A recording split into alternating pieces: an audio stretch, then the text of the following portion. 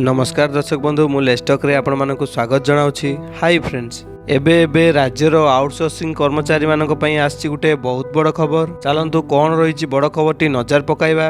प्रभात महांती, अध्यक्ष ओडिशा सरकारी आउटसोर्सिंग कर्मचारी महासंघ। प्रभात बाबू आगु कोन आपनकर रहिछि कार्यपथा रहिबो आपनकर डिमांड को नै शुणु आपण माने अल्प बहुते सारा ओडिशा समस्त व्यवस्था जानिछंती जे आमे हमर 3 गोटी दाबी नै आमे आंदोलन करिथिलु गत मार्च मास 25 26 27 28 सेदिन मान्यवर 2 जन विधायक सरकारी दलर श्री बाबू सिंह इराशिष आचार्य आसी आमको कहते जे मान्यवर मुख्यमंत्री गोटे सब कमिटी करिसंती श्रीयुक्त पृथ्वीराज हरिचंदन मान्यवर आईन मंत्री अध्यक्षतार 28 तारीख आपण सहित आलोचना मार्च 28 रे आम आलोचना गलु एवं आलोचन मान्यवर आईन विभाग मान्यवर मंत्री कहले जे आपन को गोटे तेबे फ्रेंड्स गोटे छोटिया अपडेट जदि वीडियोटी आपन भल लागी वीडियो गोटे लाइक करिवे, चैनल को नुआ कर चैनल को सब्सक्राइब करिवे